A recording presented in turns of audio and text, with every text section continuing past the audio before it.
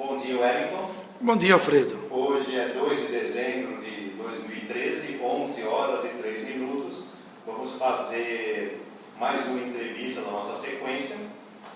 Isso será formalizado depois, mas inicio pedindo autorização para que essa entrevista seja vinculada na mídia, na internet. Perfeitamente. Disponibilizada para a pesquisa. Está totalmente autorizado, professor. Então, Wellington, vamos pensar no cenário. 1968, em que momento você começa a pensar em ir para Moscou?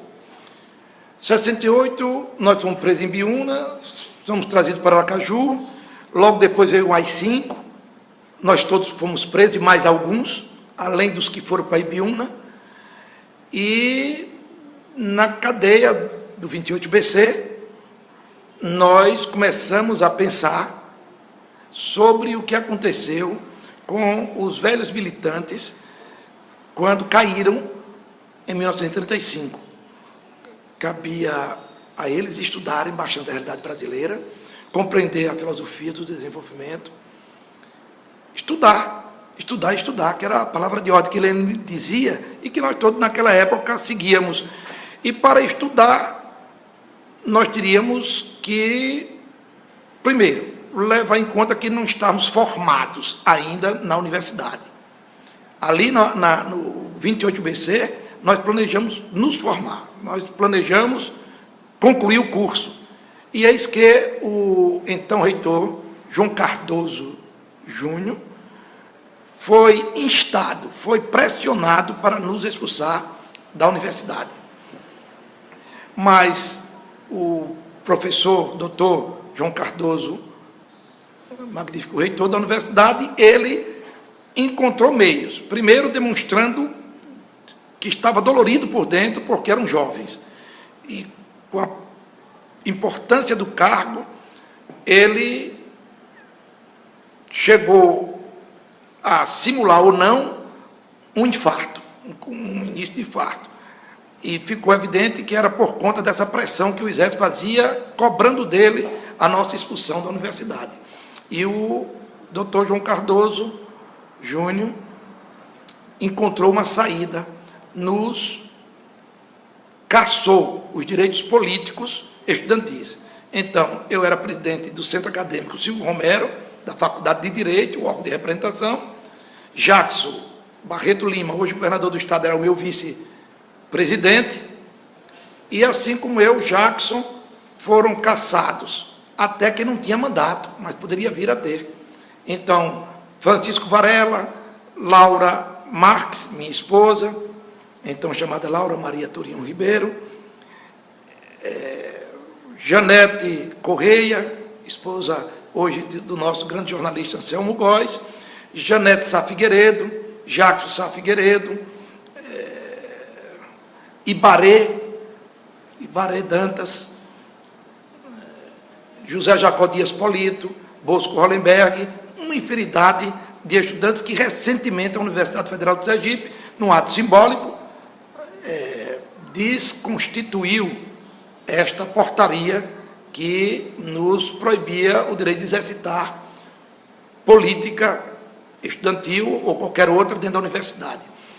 Essa foi a forma que João Cardoso encontrou. E nós continuamos a luta com várias opiniões. Benedito Figueiredo, por exemplo, hoje já foi deputado federal, foi vice-governador, hoje é secretário de Estado, sugeria que o Jornal Verdade nós mudássemos o nome, já que estava proibido de funcionar, mas não deixasse de funcionar. Outros diziam que fulano de tal que fez isso de errado merecia uma punição física, mas enfim, nós continuamos a luta e aí foi que descobrimos que, concluído o curso, deveríamos ir para Moscou, a exemplo do que outros companheiros nossos já tinham feito. Por exemplo, Clodoaldo Oliveira, que era um grande, pequeno no tamanho, mas grande na liderança no Ateneu e, portanto, em todo o movimento secundarista, o Clodoaldo Oliveira estava na mira para ser preso e nós conseguimos de várias formas protegê-lo e o velho PCB tomou a iniciativa de dar toda a guarida a ele, inclusive dizendo que se nós conseguíssemos levá-lo para Salvador, de Salvador eles se prontificavam para que ele fosse para a Alemanha Oriental, onde ele deveria estudar um curso de engenharia naval, algo assim, e esperando, porque o velho PCB entendia que aquele golpe militar e civil-militar, ia durar muito tempo e era preciso nós termos quadros para quando houvesse a redemocratização, pelo menos alguns quadros que não estivessem queimados, como nós chamávamos, conhecidos do aparelho policial, eles pudessem ocupar espaço na vida política, econômica e social. É nesse período que já tinham mandado Clodoaldo.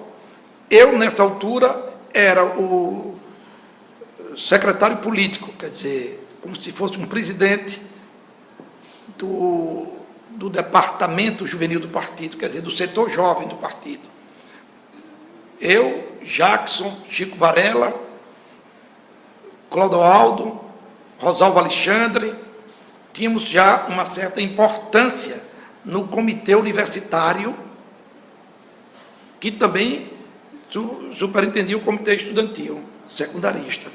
E o PCB aqui era majoritário, fazíamos muita aliança com o MDB, com a igreja, com a intelectualidade, então nós tínhamos uma mobilidade muito grande. E é nesse cenário que Anselmo Góes já tinha ido, Lorival já tinha ido, Jacques Figueiredo já tinha ido, eles tinham ido para Moscou fazer o curso, claro, que clandestinamente. Isso antes de 60 ou depois de 1960? Não, nós estamos falando depois de 69, né? Depois do AI-5. Porque vocês participaram da eleição de 70. Exatamente. Legislativo. Sim. Isso é antes nós, ou depois disso? Não, do Legislativo, o PCB participou, com lideranças como eu e outros, mas nesse ínterim, Anselmo Góes já estava fazendo curso em Moscou. Né? Lorival também já estava fazendo curso em Moscou, mas o partido cada vez crescia mais, se envolvia com mais pessoas, numa linha muito aberta, como nós já falamos com você, quer dizer que nós esgotávamos as formas legais de luta, nós não exigíamos que ninguém fosse para confrontos armados ou coisa que o valha, nós dizíamos que tínhamos que conquistar as ideias. E nos virávamos na Revolução Francesa, que foi antecedida por Rousseau, por Voltaire, né? Todos os grandes, né? Todos os grandes enciclopedistas franceses, e também toda a Revolução, e lembrar da Revolução Russa, que foi precedida por isso, então nós tínhamos que fazer esse papel. Agora, então, parece que o PCB, em 69, já tinha essa visão. Preservar, vocês já estavam lidando com essa visão. Preservar quadros que já estavam indo para Moscou. Perfeitamente. E os quadros que ficavam estavam atuando, participaram pela entrevista 10 que você detalhou, já estavam participando dentro do MDB. Ah, sim. Agora uma pergunta, vocês que ficavam aqui, não tinham vontade de ter ido também? Claro. Eles foram na minha frente? Claro. Nós todos... Qual era a disputa para poder ir na frente do outro? Havia uma certa disputa, era cada um produzir mais em prol da luta contra a ditadura, porque o nosso companheiro Marcelo Bonfim, que eu lhe apresentei recentemente, Marcelo já tinha ido em 66, em 66 ele tinha ido. Mas não tinha voltado bravo como ele voltou. E ele voltou para a luta política, tivemos todos os cuidados com ele, e voltou naquela ânsia de ser o dirigente do partido, porque tinha estudado lá, foram gastos dinheiro com ele, e ele se sentia na responsabilidade de produzir. Isso gerou alguns pequenos conflitos, porque o nosso então secretário-geral era Lorival, que nunca foi preso. Olha que houve quedas, prisões, torturas, mas o negão Lorival nunca foi preso, era o chefe maior do partido aqui, né? Tinha vindo ele está com 90 e tantos anos, está vivo e lúcido. Vamos falar com ele. Vamos tentar. Eu estou procurando relocalizá-lo, porque ele se mudou, mas ele está aqui no Santa Maria. Por que você acha que ele nunca foi preso? Porque o partido tinha todos os cuidados. Até então, prevalecia os critérios daquele livro de Álvaro Cunhal, do português Álvaro Cunhal, se for preso camarada, e o partido tinha muito cuidado com a segurança. Mas nada daqui o partido foi crescendo. E atuando na frente legal, a ditadura começou a ver uma certa coerência de pensamento. Mas veja que a ditadura não captou tudo. Tanto isso é verdade que em 76 ela prendeu muita gente da ala jovem do MDB, pensando que era do PCB. E o PCB se escudava nessa situação, porque o PCB defendia teses mais gerais, nada mais lindo do que a reconquista da liberdade perdida. Botava Dom Quixote de La Mancha, botava Miguel de Cervantes, né? Ou pegava coisas assim de Castro Alves, liberdade, liberdade. Nós fazíamos tudo para esgotar as formas legais de luta, com o objetivo de unir, mobilizar e escantear, e isolar a ditadura. Agora, quando o Marcílio, né, não é Marcelo, é Marcílio. Marcelo.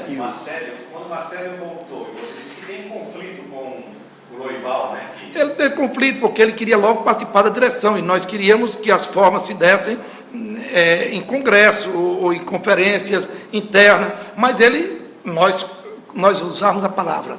Como ele saiu como dirigente, 2 anos depois já tinha outra estrutura, o partido, nós cooptamos para ele participar do núcleo dirigente.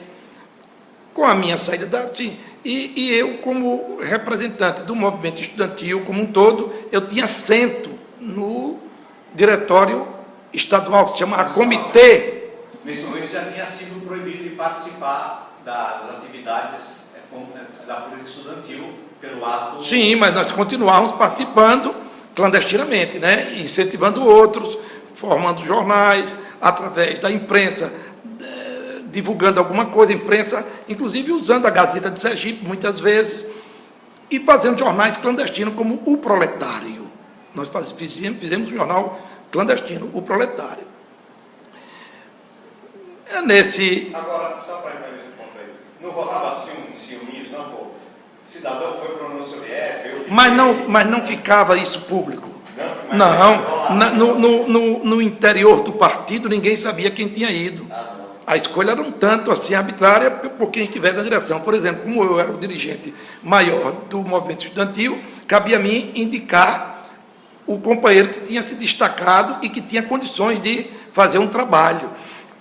Quando essa disputa se dava, quase que ninguém percebia, e para todos os efeitos eu tinha ido para outro estado, para outra atividade. Havia uma cultura de não querer saber muito, porque quem não sabe não diz, né? Então teve uma disputa entre Anselmo Góes, que é o jornalista, e Lorival, outro que nunca... O Lorival jovem, não é o negão, é o branco, que foi assessor de Lorival Carvalho, que é jovem, mais jovem do que eu, quer dizer, eu sou um velho, né? Mas na época era bem mais jovem do que eu, como ainda hoje é, claro, óbvio, e ele foi assessor daquela grande governadora do Rio de Janeiro, Benedita da Silva. Ele chegou a ser secretário, ele tem livros escritos, ele é um grande escritor. Então, no primeiro momento, nós optamos por Anselmo, só tinha uma vaga, e a discussão foi na casa do meu pai. Fizeram festa na frente, na rua, na Avenida Augusto Maynard, 262, a discussão. E prevaleceu pelo voto Anselmo. Quem estava na discussão? Nessa discussão estava eu, Laurinha, minha mulher, Gilberto Teles Menezes, o velho burguesia, estava também Francisco Varela,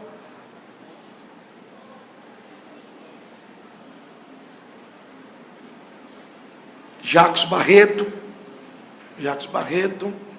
Tina Janete Correia, o próprio Anselmo e o próprio Lorival Carvalho. Agora, você sabe que eu me interesso pelas coisas sem importância, né? Então vamos aqui, sem entrar nisso daí. Eu achei interessante esse negócio de quem a disputa dos dois. Houve uma disputa, mas uma disputa saudável, e daí esqueceu. Logo depois veio a possibilidade de mandar mais outro. Então não tinha mais o que discutir, já foi Lorival. Agora, assim, antes de ir a mais outro, como é que surgiu a possibilidade de mandar alguém? A direção nacional tinha contato conosco. Nós éramos assistidos aqui pelo companheiro Anivaldo Miranda, que hoje é o presidente nacional do Comitê de Defesa do Rio São Francisco, né? Anivaldo Miranda, pernambucano, alagoano, jornalista, Anivaldo Miranda. E o contato foi com Montenegro, Maurício Montenegro, esse que foi assassinado em 75 e que ninguém até hoje encontrou os restos mortais dele. o livro do desembargador Vladimir Carvalho cita ele como homenageado, até depois eu procurar saber o que comoveu tanto, mas a verdade é de se comover. Era um estudante respeitável e que se dedicou ao PCB de corpo e alma. Ele fez a ponte para essa ida para o Comitê Central e, dentro da lógica clandestina, o partido orientou tudo e seguiu viagem. Certo. Então, esse Montenegro, né, ele era o contato. O contato era Anivaldo Miranda, e depois que chamaram naquela época Camarada Lopes, o Chico, tinha dois nomes, para alguns lugares era Chico, outro Lopes, e tinha o companheiro que eu falei agora, que é o Maurício Montenegro. E aqui em Sergipe, o primeiro a receber essa informação que o Comitê Central, de alguma forma, nacional, abriu uma possibilidade de alguém ir para Moscou, foi ele, o Montenegro? Não, quem trouxe a notícia foi ele e entregou esta informação ao companheiro Serivaldo Pereira. Aí Serivaldo Pereira viu que dos velhos quadros não tinha como enviar ninguém, porque ou estavam trabalhando ou tinham se dispersado em função da ditadura, ou já tinha mulher e filho, ia ser muito dispendioso para o partido, assim como foi a ida de Jackson Sá Figueiredo, porque o partido passou a ter a responsabilidade de cuidar de Zetinha, que era a esposa dele, e das duas filhas primeiras de Jackson Sá Figueiredo. Se bem que Zetinha foi tão competente que ela, com a costura que ela desenvolvia, dizia que não precisava do dinheiro, que a gente aplicasse em outras coisas, que nós montamos um curso pré-vestibular que entrava muito dinheiro, e o dinheiro era para o partido. Né? Qual o nome desse curso?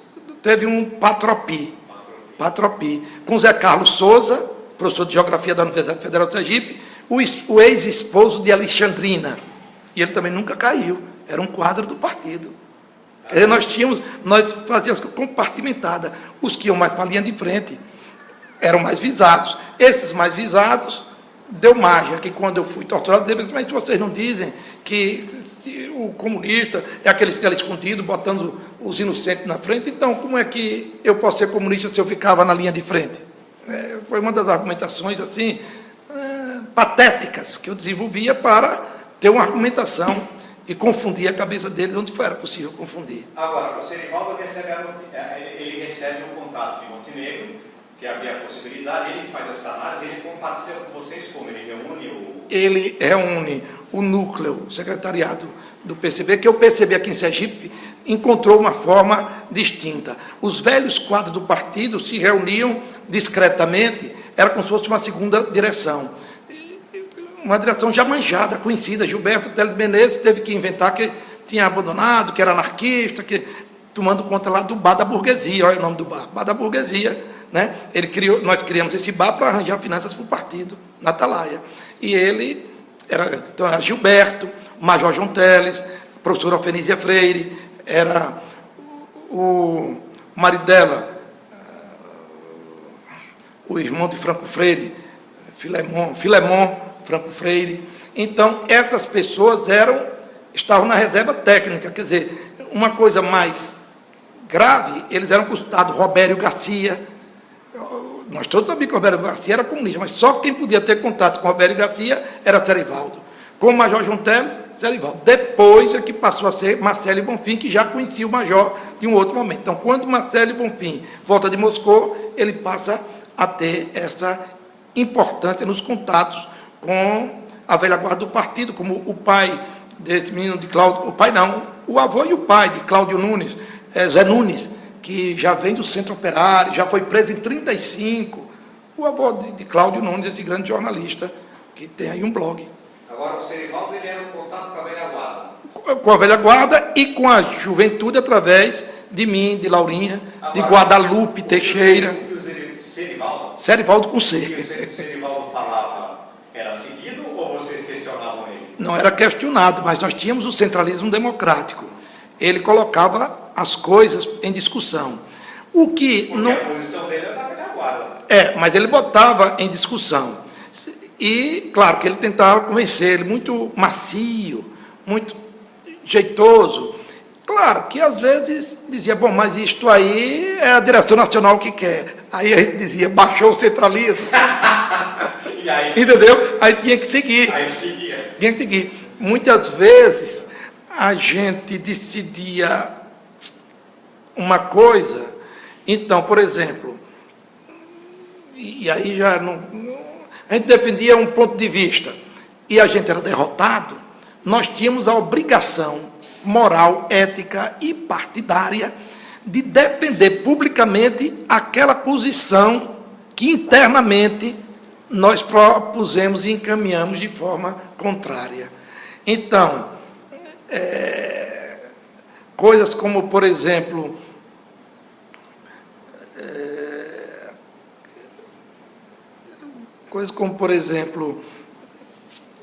não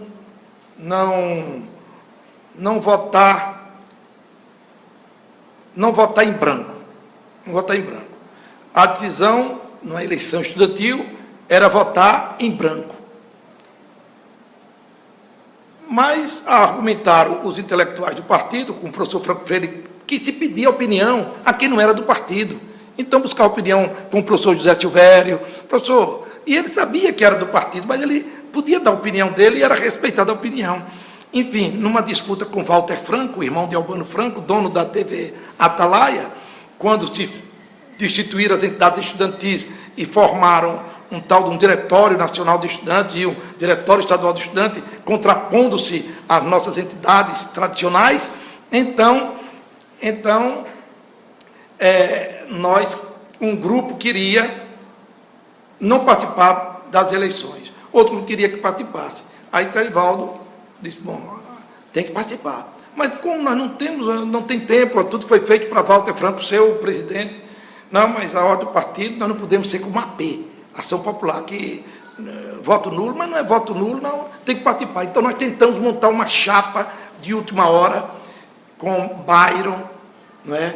Marenice, a viúva de Mário Jorge, não é? Um menino Vasconcelos, que terminou por influência dos Franco, sendo proibido de participar, e nossa chapa se inviabilizou. Mas ficou o médico. Nós botamos Bário, doutor Bário, Elinho, que é um grande médico também, montamos Janete. Ele era do PCB? Não era do PCB. Fizemos uma chapa com toda a esquerda, com todo o pessoal progressista, né? E Claudinho Barreto, que é advogado, mas na época estudante, e fizemos a chapa, mas a chapa não foi registrada, já era a mumunha, né? A maracutaia não podia, porque de última hora Vasconcelos de Economia, o pai disse para ele não participar, porque o pai tinha vinculação econômica com os francos, vendia dono de supermercado, e ele, então, coitado, foi pressionado pelo pai e saiu. Como ele saiu, a chapa não estava completa, não podia ter. Né? Mas era de agora, tem que participar. Então a gente rediscutiu para dizer, vamos votar em branco. Mas aí a direção, Serivaldo levava para um outro comitê, um núcleo do comitê, um secretariado, então tem que participar. Então nós inventamos o seguinte, então vamos fazer umas chapas em branco, para não dizer que é aleatoriamente, não é abstenção. A gente vai comparecer e bota uma chapa em branco. Aí combinamos com Estênio, dono da gráfica J. Andrade, que também nunca foi preso, mas o tio dele foi, porque era do Centro Operário, trabalhava lá dentro, e tanto o pai de Estênio como Estênio concordavam com a luta por um mundo melhor, concordavam com as ideias do PCB. Não eram filiados, mas ajudavam de corpo e alma. Então, essa grande gráfica aí, muito contribuiu. Muitas vezes eu fiquei escondido lá no sótão, que tinha um sótão, fazendo, eu aprendi para montar panfletos.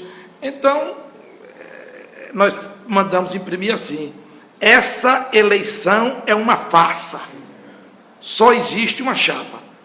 Estênio procurou uns tipos mais antigos para desconstituir, porque sempre o exército rondava, que queria provar que era ele, e nunca provou, porque tinha um companheiro Bala e a família dele sempre unida. Ele tinha um irmão que era da aeronáutica. Quando o irmão chegava, gente boa, mas por cautela o próprio pai dizia, não, ele pode ser pressionado lá, então quando ele estiver por aqui, né, vocês não veem.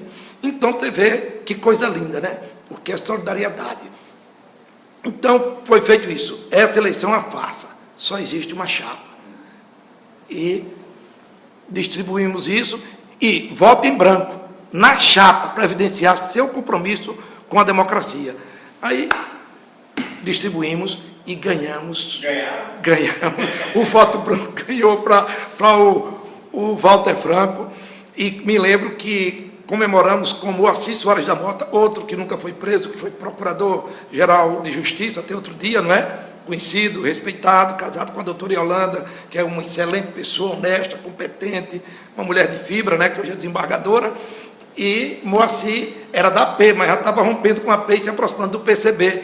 Então, essa vitória, que foi um marco fundamental, foi comemorada na minha casa, que meu pai abriu um vinho português e nós tomamos, né? Ele disse, quisera que todos tivessem uma solidariedade familiar assim, que teria mais coisa, mas, de qualquer maneira, minhas irmãs também me ajudam. E a sua mãe também participou dessa comemoração? Minha mãe fez as comidinhas, ali perto, né? Feliz, porque nós estávamos atuando, porque ela disse que tinha sido muito humilhada em 1935, quando meu pai foi preso. Então, minha mãe, eu acho que tinha até mais sentimentos, um sentimento nobre de amor ao próximo.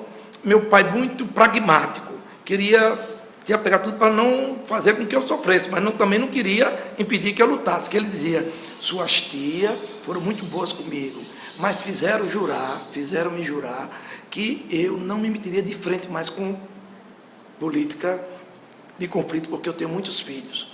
E quando eu tive que fugir daqui, quem ficou respondendo foram elas e alguns companheiros, um tal de um Socorro Vermelho. Então, ele dizia assim, um tal, né? Minha mãe dizia assim, que eu não entendia direito, mas tinha o Fleury Ferreira, que até hoje é conhecido na DESO, foi um dos homens que muito contribuiu para que nós todos não sofrêssemos. Nós todos não, porque eu não era nem nascido, mas meus irmãos, que seu Fleury não foi preso, mas ficou na retaguarda e ajudou a fazer a solidariedade que era na nossa querida e nunca esquecida, como é que se diz? A solidariedade vermelha, como é que a gente chamava?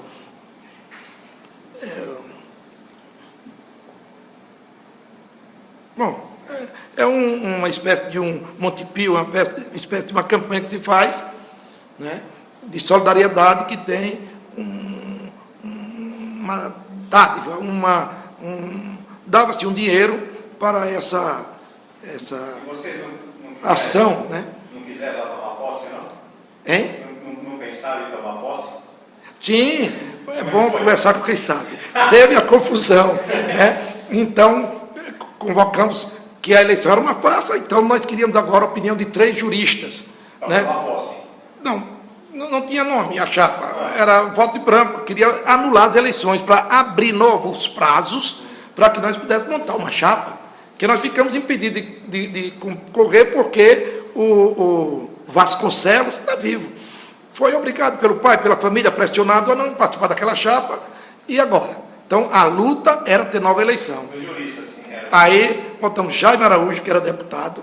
Depois, coitado, foi até cassado, porque tinha vinculação realmente com a esquerda, mas não era do partido. Ele tinha vinculação com o PCB, dava um dinheirinho, mas não era do partido. O partido votou nele, mas ele não era do partido. Doutor Osman Ora Fontes, que é o tio de Ana Lúcia, mas que ela chama de paizinho, porque ela foi criada tudo junto ali, mas ficou mais com a irmã de Dona Ivone, a mãe dela, e ela chama a tia de mãe e chama a doutor Osman de pai, porque dormiam lá, se bem que as casas eram muito próximas. Então, doutor Osman, um socialista destacado, mas discreto, como procurador-geral da República, ele ficou equidistante, aparentemente, mas por debaixo do pano ajudava todos nós. E teve um homem que eu não podia me esquecer por hipótese alguma, um alto, forte, mas Gama poderá se lembrar e depois lhe dizer, João Augusto Gama, que teve um Dr. Valdemar Fortuna de Castro, da Universidade Federal do Sergipe. Aí eles concluíram que por qualquer norma internacional do direito, tal, um negócio muito bem bolado, que se o cidadão não tem metade mais um dos votos, uma eleição que só tem uma chapa, e se o eleitorado se manifesta de forma majoritária, com mais de 70% dizendo que é uma farsa, nada mais justo do que se proceder novas eleições. Só que não houve novas eleições. Não houve novas eleições. E nem Walter assumiu.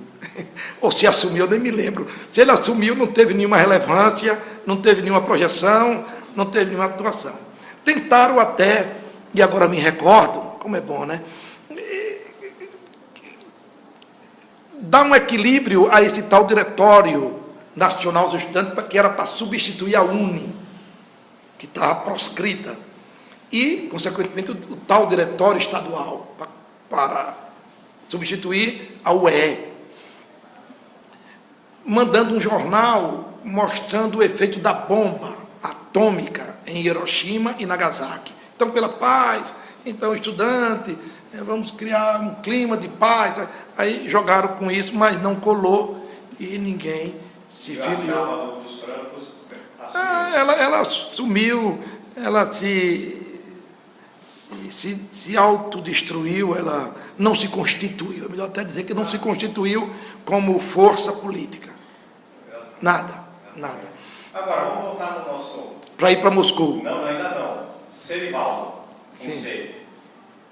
Tudo isso começou para explicar o centralismo democrático e a posição dele Sim, comitê. Porque esse grupo de mais jovens que estavam naquela reunião, na indicação, na disputa dos dois nomes que... Sim.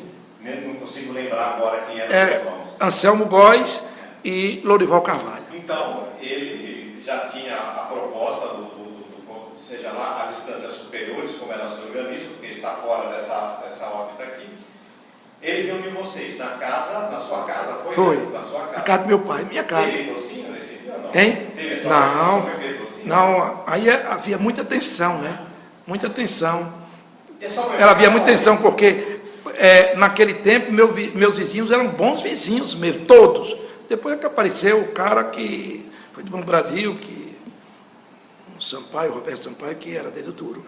Mas antes dele, o senhor Ednei, mesmo tendo filho na aeronáutica, o senhor Ednei nunca, e nem Dona Helena, né, nunca foram capazes de me prejudicar, nem nenhum dos companheiros, faziam vistas grossas. Ele era de uma elegância, de um equilíbrio emocional. E do lado direito, era Dona Lindoca e o senhor Manuel, que também eram excelentes pessoas, sabiam da nossa movimentação, mas eram solidários. E pelo fundo, Vera Machado, o pai dela, seu Orlando, que era grande comerciante no mercado, e gostava muito de meu pai, e via que nós tínhamos um comportamento diferente daquele comportamento do pessoal que foi para o Iê, que foi para, como é que chama? Para Paz e Amor. Não era Tropicália, era os que foram para, diga aí, os hippies. Nós não éramos hippies, nós levamos a sério. Nós tínhamos um compromisso de bastar ganhando dinheirinho, a gente queria trabalhar nisso, naquilo, e quando chegava, dava para a mãe, isso era comentado, porque os comunistas diziam que a gente tinha que ser bom filho, bom irmão, bom vizinho, que a gente tinha uma lâmpada tivesse queimada, você deve subir para aquela velhinha, não, estou disposto a colaborar. E nisso, até quem era contra as nossas ideias, se negariam a depor contra a gente, passaria a ver que nós não somos aquilo que geralmente a reação dizia, que eram truculentos, violentos com pai, com mãe, com irmão. Agora, quem fazia esse contato, esse meio campo com os vizinhos, provavelmente era o seu pai e a sua mãe, né? Meu pai, minha mãe e minha irmã Wilda, principalmente, todos, mas minha irmã Wilda, ela sempre foi mais habilidosa, né? De frente morava um tenente do exército, e ela fazia docinhos, fazia isso e aquilo, e dizia que achava tão feio alguém está espionando, que num momento desse de política, é um negócio complicado, que irmão desconhece irmão, e não sei, ela fazia um jogo de cena que eu acho que o rapaz achou que nós estávamos achando que ele era espião, se mudou. Então, foi digno, né? Ele continuou amigo, recebendo os docinhos que ela dava, mas também não ficou muito tempo, mas também nunca nos prejudicou. A reunião você falou tensa. tensa. Antes do momento dessa tensão, sua mãe estava onde? Você chegou aí, você diz, mãe, nós vamos vir aqui com 12 companheiros e vamos conspirar contra o governo brasileiro. Não, ela sabia, não precisava dizer, ela sabia, mas é quando ela viu, não entrando muitos jovens, entrando também Gilberto Burguesia, que tinha idade de ser nosso pai. Não, claro, ela que recebia, né? Meu pai, tudo bem, então, criava aquele negócio, ele ficava numa cadeira de balanço, muitas vezes, né? Ela não costuma ir. E minha mãe aproveitava para conversar com Dona Lindoca, que era uma pessoa que era muito sincera e gostava muito da gente. É a vizinha. A vizinha. Então ela ficava ali batendo papo para distrair e tal. Hoje o Hélio está com os professores aí, é negócio de prova, não sei o que é que. Esses meninos são demais, eles querem saber de tudo. Saber de tudo. Não, minha mãe, para me proteger, mas também, por exemplo, está aí Milton Alves, da Sergrase, que Milton Alves da Sergrase, que é do PT, ele foi da juventude do PCB, ele é meu amigo e irmão, e para não despistar as coisas, minha mãe era que entregava o material a ele. Esse menino que é o esposo da secretária estadual de Educação, né, o irmão de Paulo Barbosa, né, ele recebia das mãos de minha mãe a voz operária. A mãe de Laurinha, minha mulher, que eu conquistei para o partido, ela, como era costureira, fazia não tinha aquela sacola de costureira, que bota uma régua, ou botava uma régua grande costureira, uma espécie de boca-pio, né, assim que se chama, com aqueles desenhos de cortar, moldes, né? Aqueles moldes. Aí, ali estava também os panfletos do partido embaixo, respaldando. E ela levava para a casa de Lorival, Carvalho, levava para a casa da mãe de Clodoaldo, levava discretamente, batia um papo, tomava um docinho ali, fazia isso. A mãe de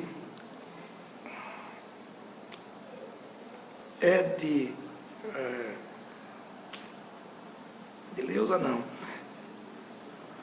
Tem uma companheira que já era de idade de ser nossa mãe, que ela se fantasiou de mendiga para ir dar assistência aos companheiros, ou para disfarçar um comunicado que queria dar, um problema de prisões. Convenhamos que ela descobrisse que houve prisão em algum lugar, e ela queria avisar para alguém, mandei todo mundo de atalaia. Me diz uma coisa, como é que você convenceu sua mãe a fazer isso? Você pediu ou ela se ofereceu? Não, minha mãe, eu não me lembro. Ela disse uma vez que meu primo, Mangueirinha, que foi até depois do Partido Trabalhista, que tinha dado até o meu pai, era que levava comida para meu pai em 1935, quando meu pai foi preso. E que ela fazia de um jeito e de outro. Quando eu fui pela primeira vez, foi aí que eles abriram o jogo, que também meu pai tinha sido preso, porque a promessa que meu pai fez às minhas tias estava selada. Claro que todo dia 27 de novembro, um Heráclito Rocha, que era um homem rico, mas que era da Aliança Nacional Libertadora, telefonava para meu pai, a partir do momento que teve telefone. Quando não tinha telefone na minha casa, antes disso, ele ia lá, aquele homem forte e tal, conversava com meu pai, abraçava o companheiro. Um dia o Brasil será mais brasileiro, sem esse imperialismo norte-americano, tal. Eu escutava aquelas histórias, mas não dei muita atenção. A primeira vez que minha mãe falou sobre isso comigo foi quando, numa campanha, Plínio Salgado foi candidato. Aí eu não posso precisar se foi na de Jane, em 61. Que um vozeirão, tal, que vai fazer acontecer. Aí minha mãe, que nada desses patife. Ela não tinha muito estudo, mas tinha muita cultura. Ela não tinha. Minha mãe foi proibida de estudar pelos pais. Casou muito cedo com meu pai. Viveu com a madrasta, depois com a madrinha. Mas minha mãe tinha uma sensibilidade muito grande. Então ela disse, quem é esse Plínio Salgado? Esse é um bandido. Foi porque começou a falar que era Plínio Salgado. Primeira vez que eu vi minha mãe falando isso. Depois da primeira prisão, eu ainda era menor idade para as leis da época, e ela foi solidária comigo, mandou apenas ter cuidado. Aí eu li aquele livro para ela, Você está me fazendo lembrar coisas que me emocionam. A Mãe, de Máximo Gorki. Já leu? A Mãe de Máximo Gorki. E foram momentos lindos. Eu acho que foi aí que eu convenci. Ela fazer o serviço. E aí, você lembra como é que foi a conversa? Foram vários dias lendo aquele negócio e certamente, eu não sei exatamente, certamente ela viu alguém chegar com aquele pacote lá em casa e eu tinha que distribuir. Eu devo ter dito, puxa, ela deve, mãe é mãe. Sentiu minha dificuldade de estar, já tinha sido preso várias vezes. Então, ela se prontificou. Tanto ela como minha sogra, que está morando comigo, tem 90 anos, dona Helena. Você tinha medo que ela fosse presa, pega, ou não nem pensava nisso? Naquela hora, o risco era para todos. Claro que tinha muito medo, mas na minha cabeça, até então, o máximo que podia fazer era prendê-la, mas não iam torturá-la, repare. Eu era muito jovem, porque também naquela época a tortura não estava disseminada ainda. Foi a partir de 73 que a tortura veio forte aqui em Sergipe. 73, né? Agora, a reunião se falou tensa, aquela mesma reunião ainda, e quem vai ser indicado? Sim, ali foi tensa porque pela primeira vez meu pai e minha mãe viram que estava entrando muita gente jovem, com uma Agamenon, que era mais jovenzinho ainda, era até de menor idade, irmão de Euriquinho, que foi prefeito de Aquidabã, mas viu também entrar pessoas como Chico Varela, que já é 1 ano, 2 anos mais do que eu, e viu entrar também o companheiro que veio de fora, que era o Montenegro, e viu depois Gilberto Burguesia e Serivaldo, né? Mas Gilberto Burguesia representando uma ala do partido, que é a ala da segunda direção, e Serivaldo, mas eles tinham idade de ser meu pai, o Gilberto Burguesia. Serivaldo tinha idade de ser meu irmão mais velho, mas bem mais velho. Quer dizer, havia uma heterogeneidade que fez com que a minha família ficasse preocupada, que aquilo ali caísse e caísse todo mundo. Então ficaram na porta, minha mãe com Dona Lindó conversando, meu pai lá procurando alguém para bater papo, doutor Joaquim Ribeiro, homem progressista, dono da fábrica Confiança, né, conhecidíssimo, mas de ideias de esquerda, né, doutor Joaquim eu já lhe falei, né, esse empresário que chegou até a dizer que mesmo se morresse, queria que, antes do Partido Comunista Brasileiro ser legal, queria que desse um terreno ao Partido Comunista Brasileiro, que era questão dele. E, discretamente, ele dava dinheiro para o PCB, porque ele era amigo de Luiz Carlos Prestes. Era fã de Luiz Carlos Prestes. Não é? Oi. É minha mulher. Ela é ela que eu quero entrevistar. Depois meu neto também. Tá bom. Viu? Então, tá certo. Então, tchau, meu filho. Aí, resultado. Essa reunião foi muito tensa por conta disso, não lá dentro. Lá foi uma disputa.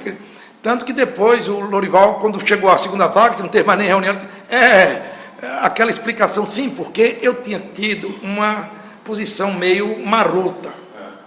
Elogiei muito Lorival, dizendo que ele tinha mais dedicação aos estudos marxistas, mas eu disse que Anselmo tinha uma outra qualidade e uma necessidade de estudar mais, era uma oportunidade, e eu acho que eu tinha convencido Serivaldo a dizer que, em última instância, era o centralismo, para eu não me queimar perante... Eu acho que eu fiz um jogo político, não tenho muita certeza, mas acho tanto que o Lorival desconfiou disso depois, e quando ele foi premiado com a ida para Moscou, ele disse, eu sei como vocês sabem. Agora me diz uma coisa, quando vocês foram para a reunião, vocês já sabiam do assunto? Claro, e já havia as duas candidaturas, vamos dizer assim. Já estavam as duas candidaturas postas. E você defendeu... Me lembro que uma cama, que foi do meu irmão Will, meu irmão mais velho, quebrou, não aguentou tanta gente em cima. Foi no quarto, né? Foi no quarto. O quarto estava super lotado. Caramba. E aí ele já tinha candidatura, e você lembra se tinha alguém que discursou contra o Anselmo? Não tinha grande discurso, era... Não, ninguém discursou. Mas não teve voto, porque quem batia o martelo era o Serivaldo. Vocês votaram? Votamos, sim. Votamos, deu Anselmo, desculpa. uma diferença pequena, naquele momento.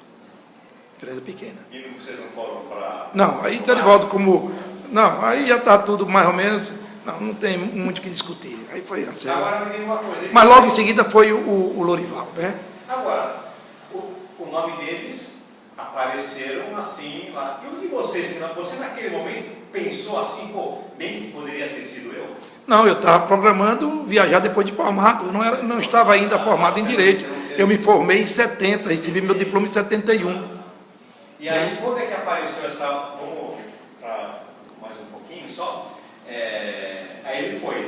Isso tudo é interessante para explicar como é que é esse procedimento de ir para Moscou. Sim. Agora, quando é que a oportunidade apareceu para você? A oportunidade já tinha aparecido, porque como líder que era, o pessoal a nível nacional já tinha muita simpatia pela forma de fazer política, porque proporcionalmente nós tínhamos conseguido coisas que outros estados não tinham conseguido. Porque o partido, deixa eu lhe situar bem, o partido, sobretudo no movimento estudantil, entre a juventude, ele tinha perdido muitos e valorosos quadros, porque o partido se negou a ir para o confronto armado. Mesmo quando Caio Prado Júnior lançou o livro A Revolução Brasileira, que insinuava que não havia outro caminho senão este naquele momento, o partido reagiu a isto. E, por conta disso, a juventude, com seu ímpeto, foi se desprendendo do partido. Então, Vladimir Palmeiras, o grande Vladimir, era do partido. O José Disseu, que era um grande líder, saiu do partido. E, como eles, saía direções inteiras. Então, depois tivemos nomes extremamente famosos no Brasil e no mundo, como era o caso de Carlos Marighella.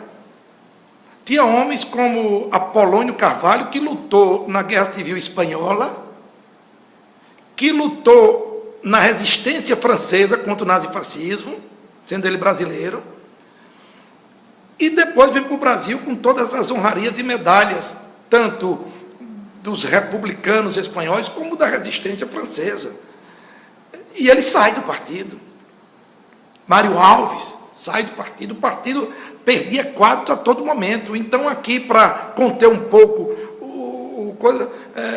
essa saída em massa, organizaram até um curso de guerrilha, bem clandestino, aqui na Bahia. E Zerivaldo indicou, aí não tinha negócio de discussão quem ia, porque aí não podia ser aberto para ninguém. Veio a ordem para Zerivaldo não se comunicou com ninguém, apenas indicou fulano e Beltrano, eu e Chico Varela, e fomos fazer o treinamento no estado da Bahia, possivelmente próximo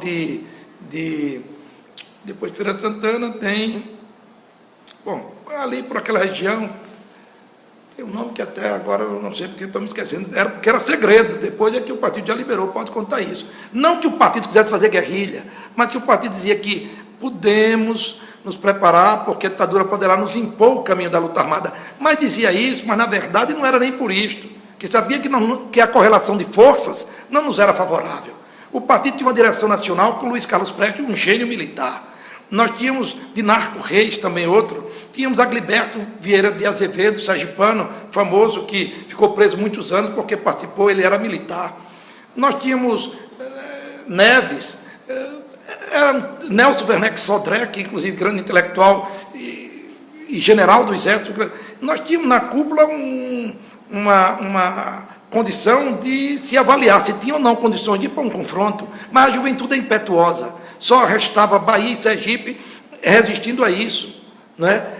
Eduardo Safira, que hoje é assessor aí parlamentar, deixou o partido há muitos anos, era um grande líder. Aquele que foi o secretário da Constituinte, com Ulisses Guimarães, o baiano... Não é aquele do AI-5? O baiano, e agora que foi presidente do DCE, era do partido, né? Então, o partido só ficou Bahia e Sergipe como força majoritária, como força... Mas tinha no Paraná uma expressão boa, mas no Rio de Janeiro quase todo mundo saiu, ficou um núcleo pequeno, no Rio de Janeiro ficou um núcleo pequeno. Então, é nessa circunstância que os quadros podiam ser mandados de Santos, São Paulo, de Sergipe, porque os companheiros da assistência já conheciam até as famílias, que procuravam conhecer as famílias para saber se a pessoa tinha um trato familiar de comportamento digno, de respeito, de dignidade pessoal, faziam esses estudos, ou pelo menos por informação. Então, o Sergipe passou a mandar mais quadros, Sergipe, Santos, Bahia. Uma reunião igual a que você descreveu agora há pouco, no caso da sua indicação, você participou de alguma? Não, eu já estava pré-indicado desde muito tempo, por causa do trabalho. Aí eu centralista democrático. Tanto que Dona Ivone, a mãe de Mário Jorge, meu grande ídolo, mãe de Mário Jorge, quando eu me formei, Laurinha se formou, nos casamos, como eu já lhe falei, né? Já lhe falei como foi o casamento. Não, os proclamos, os editais não foram publicados.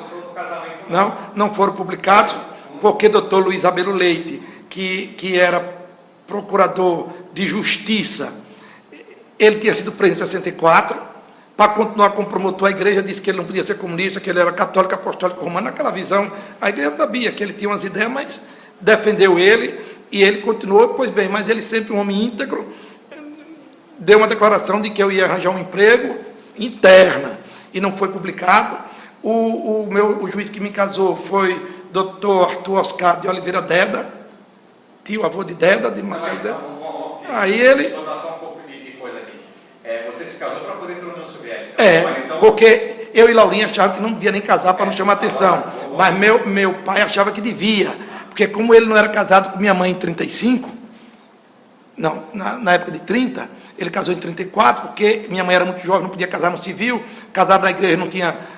Os militares achavam um negócio de república que não tinha valor. Minha mãe foi humilhada quando foi visitá-lo. Você não é casado com ele. Meu pai botou aqui na cabeça. Disseram que você é uma vagabunda, não é casada, tem filho com um homem solteiro. Né? Mas meus irmãos eram batizados. A igreja assumiu por causa de minhas tias. Então, minha mãe sofreu muito. Ela guardou isto, né?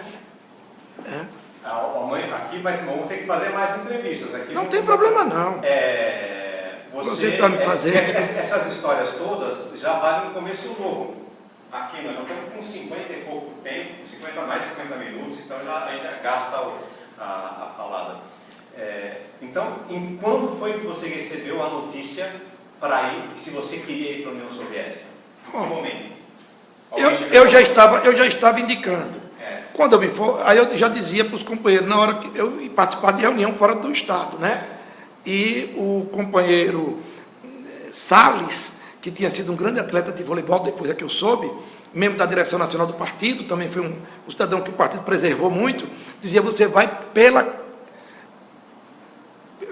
pelas mãos da comissão de educação do partido, porque proporcionalmente nós tínhamos recrutado mais gente que em todo lugar. O partido aqui desafiava a Bahia no mês nacional de finanças. O mês nacional de finanças era outubro, porque o partido lutou muito pelo 13º.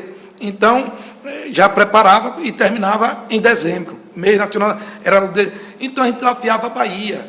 A gente fez concurso de Miss estudantil, nós fizemos festa no Cotinguiba Esporte Clube, fizemos festa no iate, na Atlética para arranjar dinheiro, alegando 1000 outras coisas, e o dinheiro era para o partido. João Costa dava o teatro da cultura artística, então nós tínhamos uma moral dentro do partido, a ponto de ser uma coisa quase que natural. Eu digo, eu quero ir, pronto, você vai.